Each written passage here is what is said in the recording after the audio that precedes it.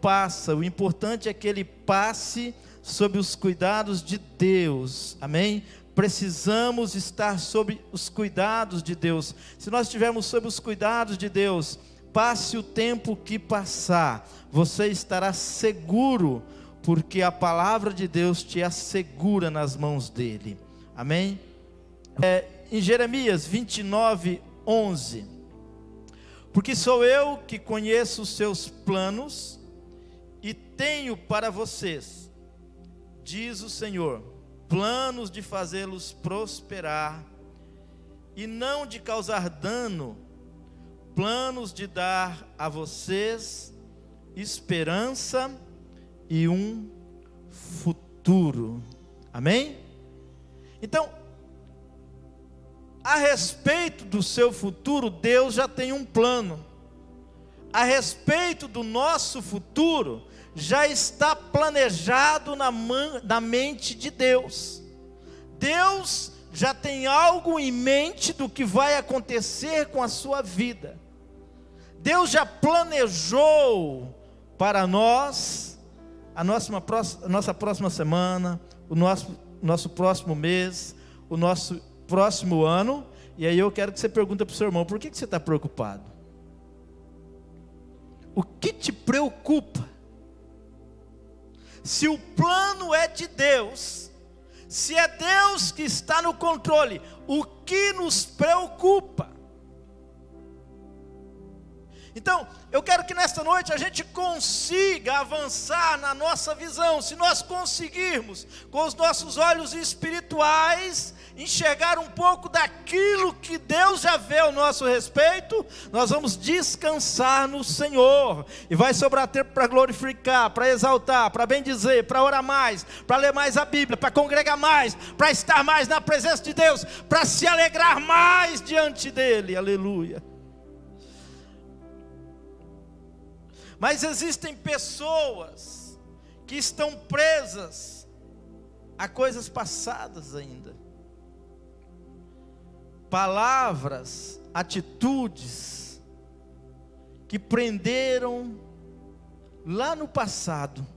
E muitas vezes você não consegue caminhar, você não consegue enxergar, você não consegue chegar lá. Mas Deus tem uma palavra para você. Ele vai te colocar no futuro, vai te tirar lá do passado, de onde você estiver preso, de onde está te prendendo, de onde as suas preocupações estão te amarrando, e vai te colocar naquilo que muitas vezes só é sonho para você. Deus vai trazer como uma realidade na sua vida, aquilo que você tem sonhado, aquilo que você tem planejado, aquilo que você tem buscado. Você não ficará preso, mas o Senhor te colocará lá, por causa da visão que Ele vai te dar, em nome de Jesus, amém?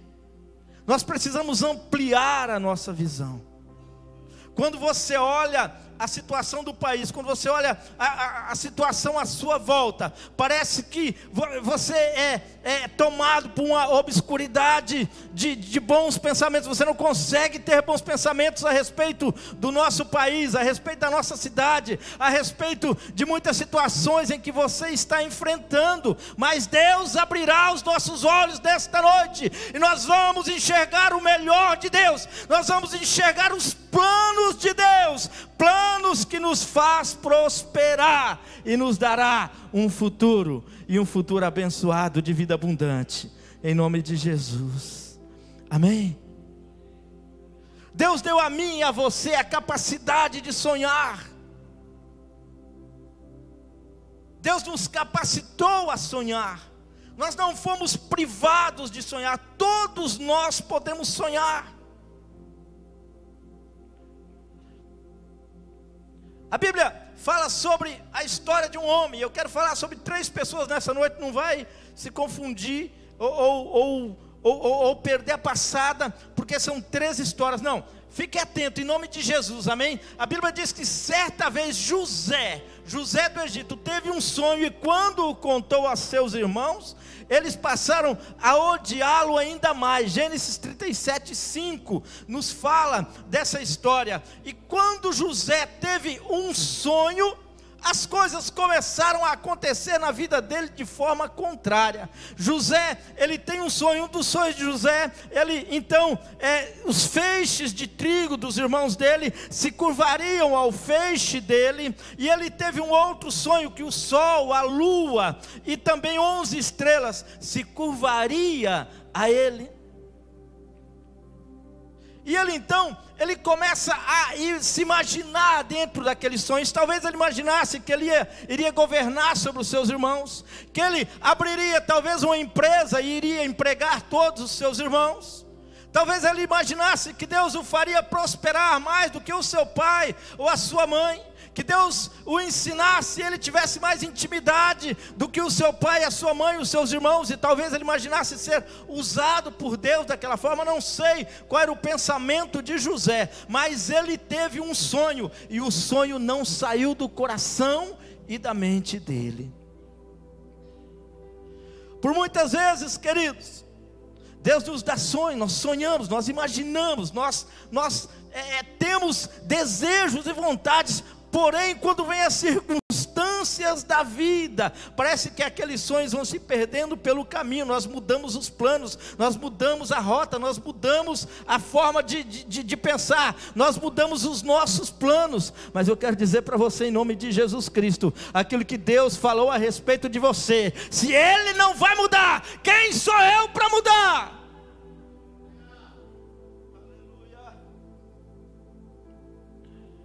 José então ele começa a ter problemas. Ele é vendido para o Egito.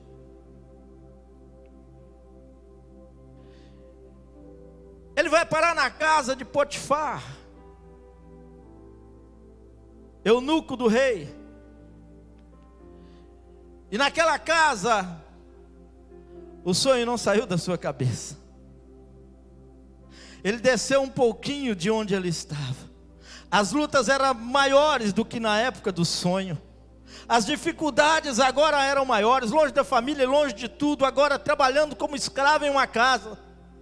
Mas quando nós sonhamos, quando nós almejamos, quando nós temos uma visão, nós temos que dar o nosso melhor. E não foi aquele problema que tirou a visão de José, não foi aquele problema que fez José parar de sonhar. Ele continuou sonhando que o sol, a lua e 11 estrelas se curvavam diante dele. Ele continuou sonhando que 11 espigas, que 11 feixes de trigo também se curvavam diante do feixe dele. Não foram as lutas de José, não foram os problemas de José que fizeram ele deixar de sonhar. José começou a dar o seu melhor diante das dificuldades.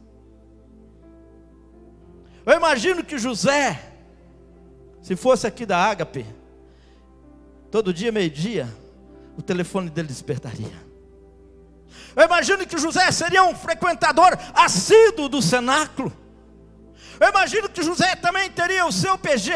Eu imagino que José seria uma pessoa disposta a essa obra, dando o seu melhor. E eu imagino José então sonhando e continuando a sonhar, mesmo diante das aflições. Primeiro resultado, José então, ele passa a um cargo mais especial, e ele começa a cuidar de todas as coisas daquele eunuco do rei. Mas a esposa de Potifar, está aí, eu acho que o problema, né? Ela era casada com um eunuco, né? E saía pegando bem mundo. Mas quando ela chega em José, ela encontra alguém que sonhava. Ela encontra alguém que tinha uma visão, que tinha um pensamento reto, que não se desviava nem para a esquerda e nem para a direita, que não era atraído por coisas banais, que não era atraído por coisas desse mundo. Ela encontra um homem que tinha a visão que Deus tinha mostrado para ele na cabeça, e que não mudava de forma alguma aquela visão. Ela encontra um homem que estava olhando para cima e não para baixo. Ela encontra um homem que estava olhando com os olhos da fé. José então, ele transforma aquele sonho dele em visão. A Bíblia diz que depois de certo tempo a mulher de seu senhor começou a cobiçá-lo, mas ele se recusou.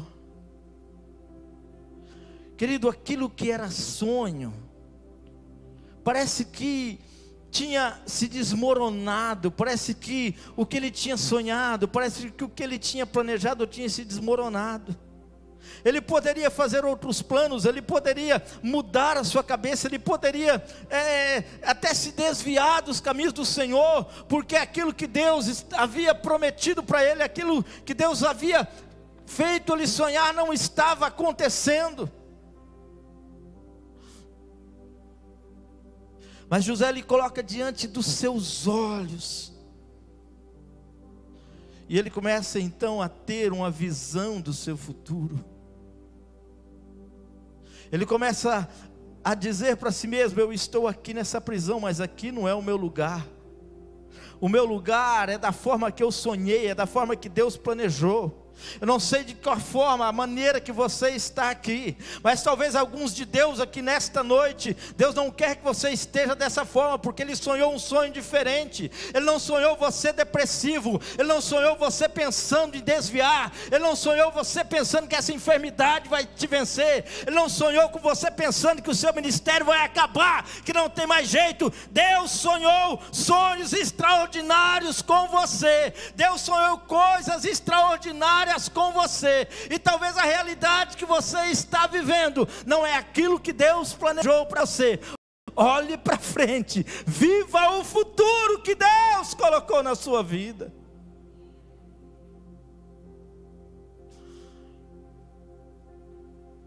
José sabia de que forma Deus ia fazer? Não, era mistério para José.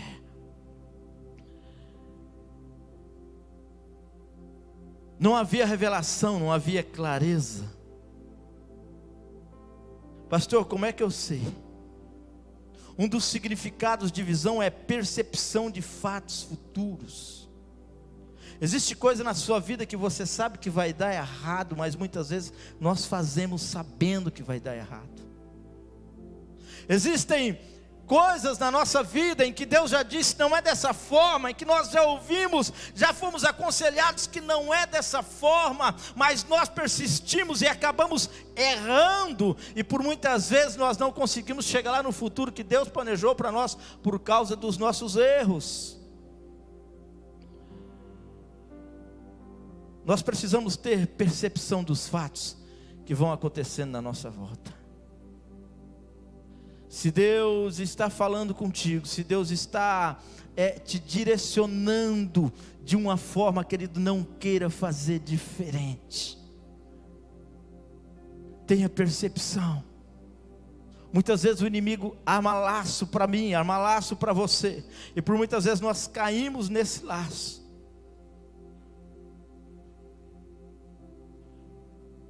Mas quando eu dou o meu melhor, quando eu coloco a minha vida diante de Deus, quando eu entendo que a presença de Deus é mais importante do que todas as coisas que estão à minha volta, quando eu tenho a certeza de que Deus está comigo, eu então consigo ver um futuro à minha frente.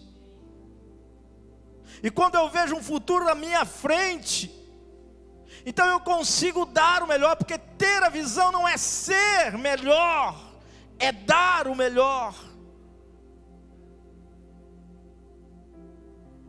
Porque Deus, Ele está olhando muitas vezes para mim, para você, como José, lá naquela casa de Potifar, depois naquela prisão, e Deus está olhando se eu realmente estou dando o meu melhor, porque se eu estiver dando o meu melhor, vai chegar um momento em que Deus vai me arrancar da prisão, vai me arrancar das ciladas, vai me arrancar das circunstâncias da vida, e vai me colocar em um lugar tão abençoado, tão maravilhoso, um lugar tão grande, um lugar onde eu ficarei como quem sonha. Sabe por quê? Porque a palavra de Deus não falha, os olhos de Deus estão postos sobre as nossas vidas, estão nos acompanhando nas nossas prisões, que muitas vezes estamos presos.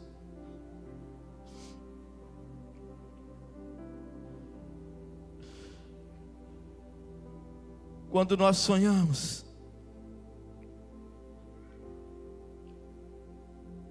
nós conseguimos enxergar o que Deus tem para nós. Não pare de sonhar. É os seus sonhos que vai dar clareza à sua visão. Você vai conseguir enxergar, você vai conseguir ver o que Deus tem para você. Porque é tão ruim quando a nossa visão é tampada, quando os nossos olhos são tapados, quando os nossos olhos são vendados e nós não conseguimos enxergar um palmo adiante do nosso nariz. Você já passou por isso? Ou só eu? Quantas vezes nós não conseguimos ter uma direção, não conseguimos tomar uma decisão, porque os nossos olhos são vendados, nossos olhos, nós não conseguimos enxergar. Se você ler a história de José, ele governa o Egito, José, ele prospera naquela terra, e exatamente toda a história dos 2 sonhos de José acontecem na vida de José. Escuta o que eu vou falar para você. Deus já sonhou muita coisa a seu respeito que talvez você não saiba. Procura descobrir, porque tudo que Ele sonhou ao seu respeito, toda a visão que Ele já deu a você, tudo aquilo que Ele já colocou diante de você, se você trilhar pelos caminhos da palavra, se você trilhar pelo caminho da obediência, não tenha dúvida de que não vai faltar nada daquilo que Deus planejou, não vai faltar nada daquilo que Deus colocou, que é para você, que não é para mim, que não é para outro, mas é para você, está nas mãos do Senhor. E se é para você, Ele está dizendo que continua sendo para você. Abra os teus olhos e você verá as grandiosas bênçãos e milagres de Deus para a sua vida. Aleluia. O problema é quando nós perdemos a visão. Se perder a visão, perde-se o relacionamento. Eu só consigo me relacionar com Deus enquanto eu tenho visão. A Bíblia fala sobre Adão.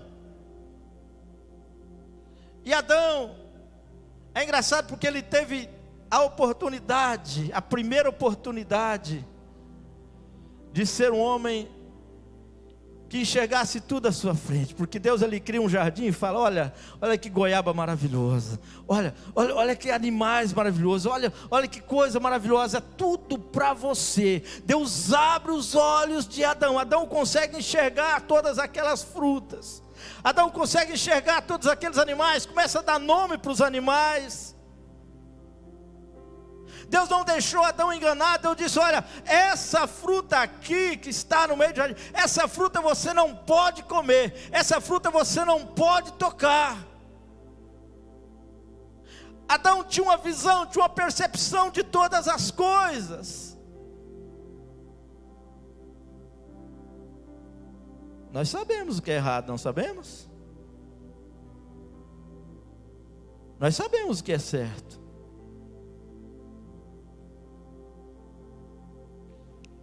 E Deus disse: coma livremente de qualquer árvore do jardim, mas não coma da árvore do conhecimento do bem e do mal.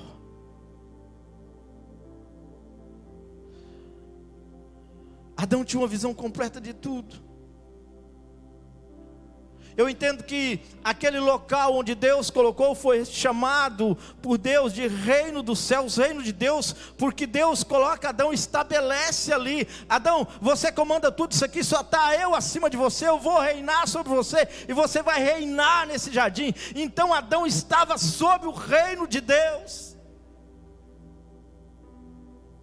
Mas quando Adão, ele juntamente com Eva se perde, ele também perde o reinado de Deus. Ele perde então tudo o que Deus poderia fazer na vida dele. Ele começa a perder, e você vai entender então, de Gênesis em diante, a degradação da humanidade, o primeiro assassinato, as primeiras famílias desfeitas, os primeiros problemas, as situações, os pecados.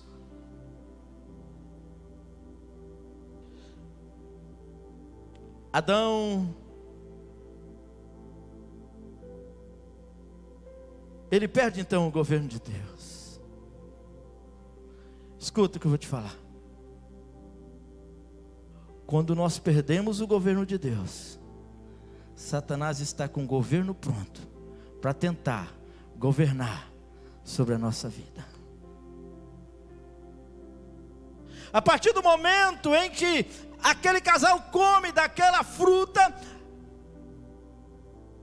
eles sentem vergonha e eles sentem medo. Engraçado, eles não sentiram nenhum tipo de arrependimento. Eles sentiram medo.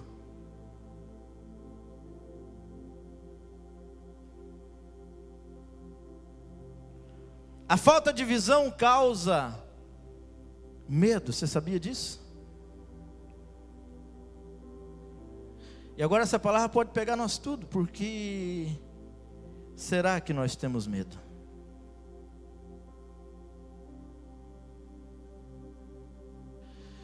Mas o Senhor Deus chamou o homem perguntando: onde está você? E ele respondeu: ouvi teus passos no jardim e fiquei com medo, porque estava nu, por isso eu me escondi. As primeiras atitudes daquele homem foi ter medo e se esconder de Deus. Escuta, quando nós nos escondemos de Deus, nós estamos escondendo de toda a visão que Deus nos deu, de todo o planejamento de Deus para a nossa vida, de tudo aquilo que Deus planejou ao meu respeito, ao seu respeito. Eu estou me escondendo, estou perdendo a visão disso. E foi isso que aconteceu com Adão. Ele diz: ouvi os teus passos no jardim e eu fiquei com medo. Escuta, porque Deus pode libertar muita gente aqui nesta noite. Medo, o medo de Adão foi um espírito que Satanás, ao ver que Adão havia perdido o espaço, porque o diabo, o inimigo, ele só ocupa espaço vazio. Adão então ele perde aquela intimidade com Deus, aquele relacionamento puro com Deus, e então ele começa a ficar vazio.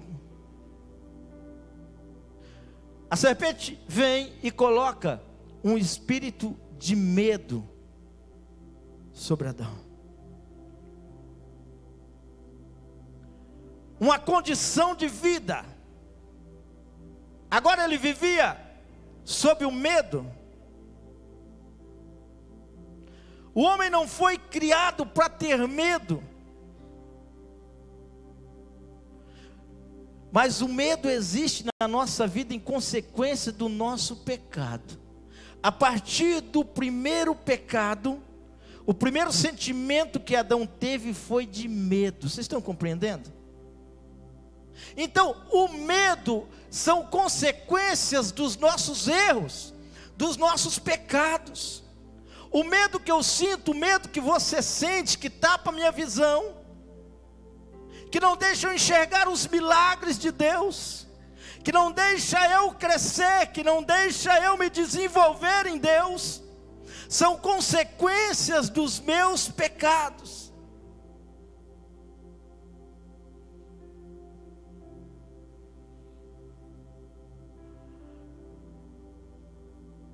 E talvez você possa estar se perguntando: será que eu estou com espírito de medo? Será que esse espírito foi colocado na minha vida? 2 Timóteo 1,7 diz assim: porque Deus não nos deu o espírito de temor, de medo, mas de poder. Se você tem medo, se algo te amedronta, se algo faz com que você não caminhe para frente, eu quero fortalecer a sua vida em nome de Jesus nesta noite e dizer que isso que está em você não provém de Deus. Deus não te deu esse espírito de ter medo das coisas, Deus não te deu o espírito de temer as afrontas de Satanás. Em nome de Jesus Cristo, não tenha medo de avançar, não tenha medo de dar um passo no vazio. Não tenha medo de olhar para frente. Não tenha medo de movimentar e de fazer com que a sua fé alcance os milagres. Não tenha medo da sua enfermidade. Não tenha medo das lutas que estão sobre você. Não tenha medo de tudo que te cerca, dos obstáculos que estão sobre a sua vida, que estão diante de você. Não tenha medo, porque não foi Deus que te deu esse espírito.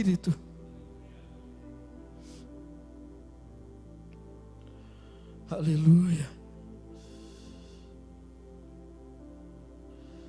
Por que nós não avançamos? Por que muitas vezes nós não conseguimos e não conseguimos enxergar aquilo que Deus tem para nós?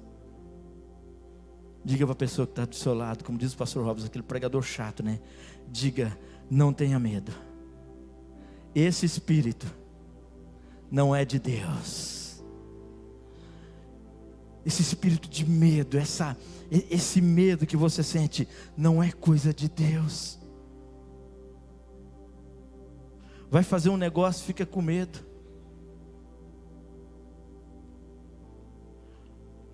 Dá um probleminha que a namorada não dorme de noite, porque fica com medo que vai terminar.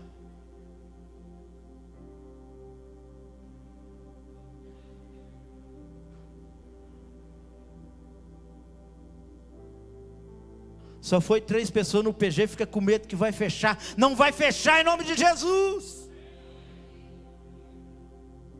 Vem um diagnóstico que o homem dá. Deixa eu te falar uma coisa: qualquer diagnóstico estabelecido pelo médico, pelo homem, pode ser mudado pelo poder de Deus. Isso não pode causar medo em você.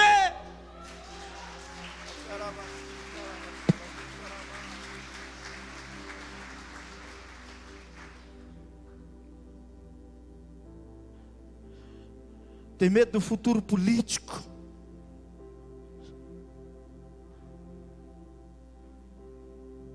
Tem medo de ser traído, de ser traída. Ei, você não confia em Deus?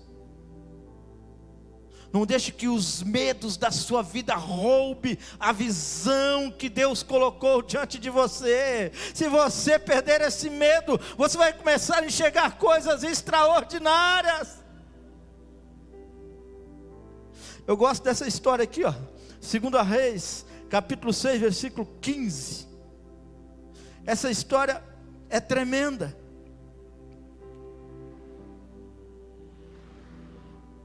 A história nos fala sobre o servo de um homem de Deus, Geazi.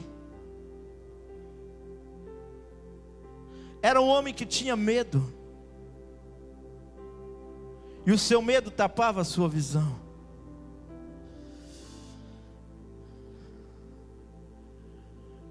Quem tem medo, faz perguntas.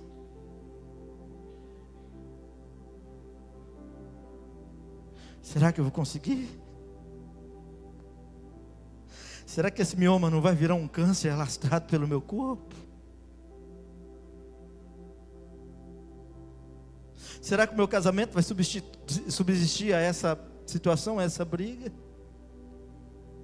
Será que eu vou ser o próximo a ser mandado embora da empresa? O medo te faz você ser um grande perguntador. A Bíblia diz que o servo do homem de Deus levantou-se bem cedo pela manhã, e quando saía, viu uma tropa com cavalos e carros de guerra, havia cercado a cidade. Então ele exclamou: ah, meu Senhor, o que nós vamos fazer? Quem tem medo faz perguntas. Parece que o seu Deus não é o Deus que já tem a resposta. Havia uma guerra, e eles entendiam que Eliseu era o dedo duro, que estava entregando um rei para o outro rei. O rei então decide cercar a Eliseu. E quando ele cerca Eliseu, o seu servo, o seu moço, ele sai para fora, e tudo que ele enxerga, É uma tropa com cavalo e carros de guerra, cercando toda aquela cidade a qual Eliseu estava. E o medo faz ele perguntar: o que nós vamos fazer? Eu quero levar, e que nós chegamos a um patamar nesta noite, em que nós não façamos perguntas diante das situações, mas que nós tenhamos a resposta, porque quem tem visão tem resposta. O profeta responde: não tenhas medo. Aqueles que estão conosco são mais numerosos do que eles. O quê? Onde você está vendo isso? Como é que tu sabe disso? Olha aqui para mim. Jesus é a sua cura, eu sei disso. Jesus é a resposta para o seu lar, eu sei disso. Jesus é a porta aberta que você precisa, eu sei disso. Jesus é o futuro dessa juventude que está aqui sentado, que em breve tempo estará aqui pregando, estará pela cidade anunciando o Evangelho, estarão fazendo a diferença nessa cidade. Eu sei disso, eu não tenho perguntas, eu tenho respostas, porque Deus me deu uma visão. O que é que você tem? Eu vi um vídeo, o pastor Robson profetizando sobre, quem viu esse vídeo? Passou por aí, sobre os adolescentes. Quem estava aqui quando ele profetizou isso? Você? Você? Você? Você? Você? Não. Mas Deus já mostrava para ele. Aleluia. É visão. Deus tem uma visão ao seu respeito. Você não vai padecer, Deus vai te abençoar. Deus não vai deixar você morrer na praia, não. Você vai lutar contra a maré, sim. O seu barco vai ser preenchido pelo poder de Deus, sim. Vai vir o vento, a tempestade, sim. Mas o Senhor vai estar dentro do seu barco e você vai vencer, em nome de Jesus Cristo. Tenha respostas. Ele diz: não tenha medo, aqueles que estão conosco são maiores, são mais numerosos.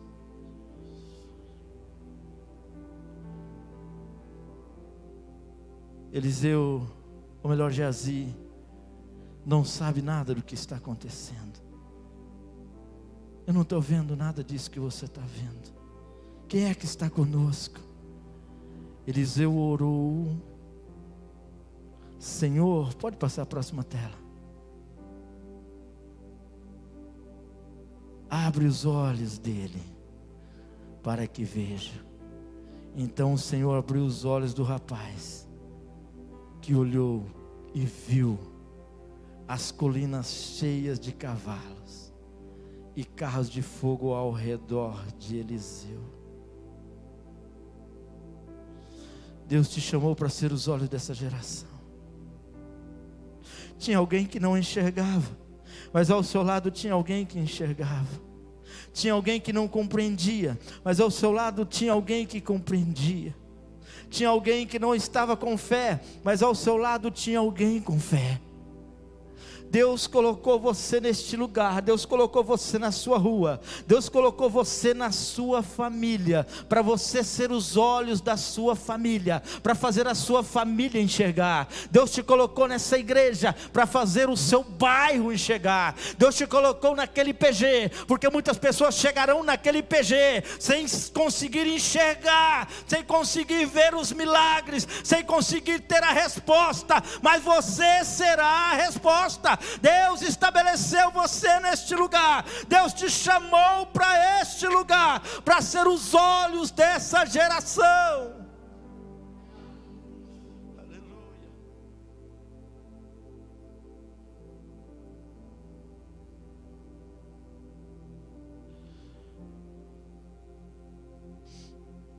Nós vivemos um tempo em que a sociedade não consegue ter visão de um futuro. Será que isso não tem nos atingido?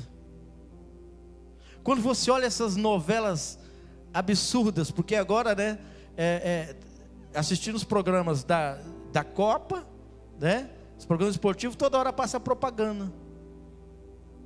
Os próprios narradores, você não pode perder, você não pode perder, você não pode perder.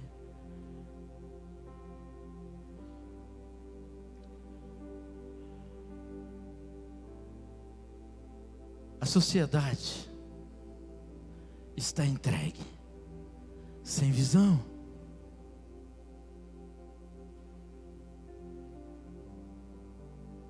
A nossa bandeira diz ordem e progresso, mas o que nós vemos em nosso país é desordem e regresso. Estão querendo deteriorar, deu certo, a família.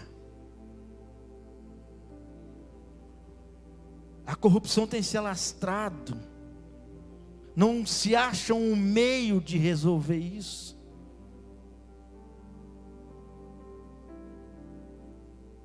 Os próprios governantes que tinham pelo menos a visão de fazer o errado, já não sabem o que fazem mais, porque fazer o errado não dá mais certo, porque é exposto. Mas também não sabem fazer o certo.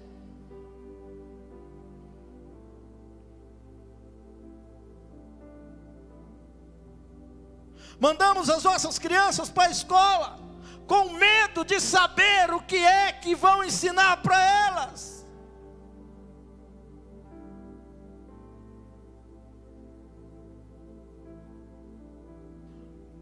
Tudo é normal, divorciar é normal, homossexualismo é normal. Quem é que vai abrir os olhos dessa geração? Essa última passagem mostra uma pessoa que estava andando com a outra, que orava com a outra, que estava com a outra, que observava a outra, mas que não enxergava o que a outra enxergava. Tem pessoas do nosso lado, tem pessoas da mesma rua, tem pessoas do mesmo trabalho, tem pessoas na mesma faculdade, tem pessoas na mesma cidade, no mesmo bairro, que não conseguem enxergar uma solução. Ei, Deus te chamou para ser a solução, Deus te chamou para fazer essa sociedade enxergar. Seja os olhos dessa geração. É isso que Deus quer de nós. Vamos nos colocar em pé.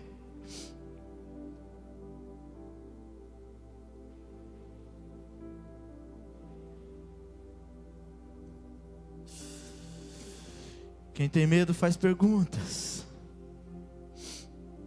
Quem tem visão tem resposta.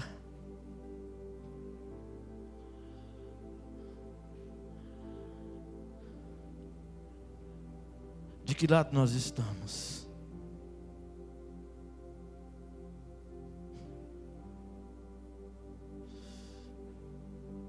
Olhe para mim, bem sério. Escuta.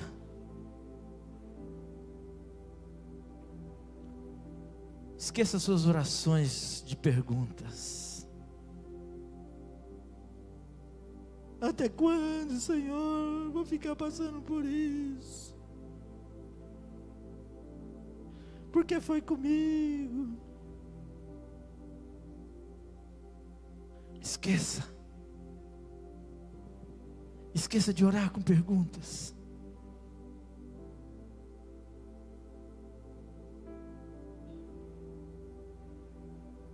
Sabe por quê? A sua oração já tem resposta.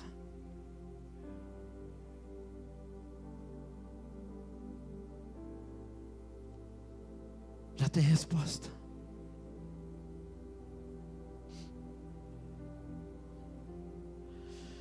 Deus te chamou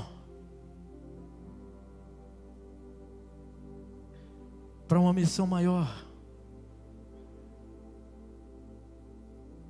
Que os nossos olhos sejam abertos nesta noite. Eu quero ler só mais um texto de Isaías 61, que diz assim, ó: o Espírito do Senhor está sobre mim, porque o Senhor me ungiu para pregar boas novas aos mansos, enviou-me a restaurar os contritos de coração, proclamar liberdade aos cativos e abertura de prisão aos presos, a apregoar o ano aceitável do Senhor. Deus não falaria isso a respeito de quem Ele ainda não tivesse dado uma visão.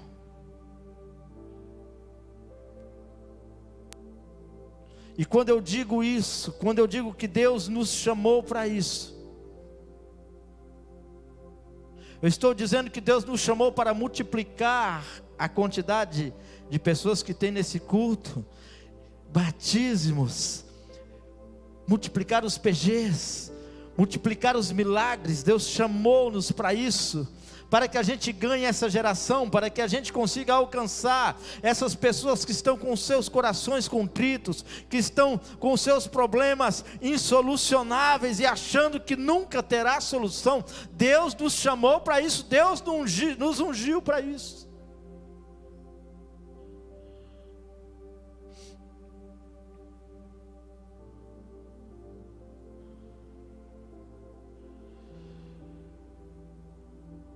Deus quer nos dar uma visão de reino.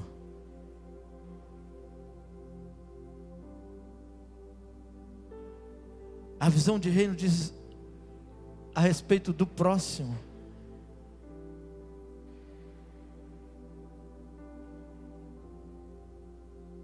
A Bíblia fala que aquele homem, Eliseu diz: abra os olhos desse homem.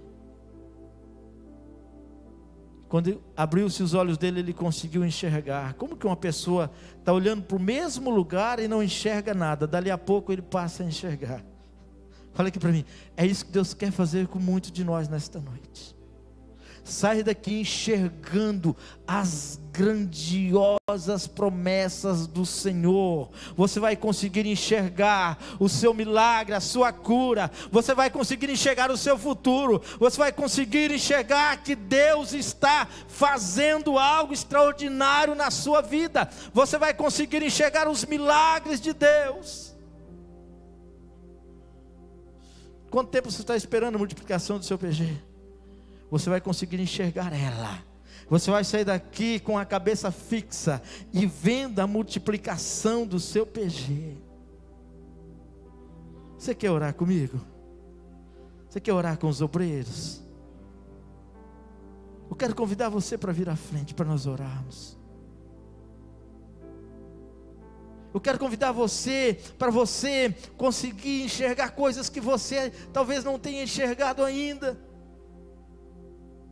Talvez os medos da vida tenham impedido de fazer você enxergar o seu milagre. Deus tem a cura para você. Deus tem a resposta para você. O que está nas mãos do homem,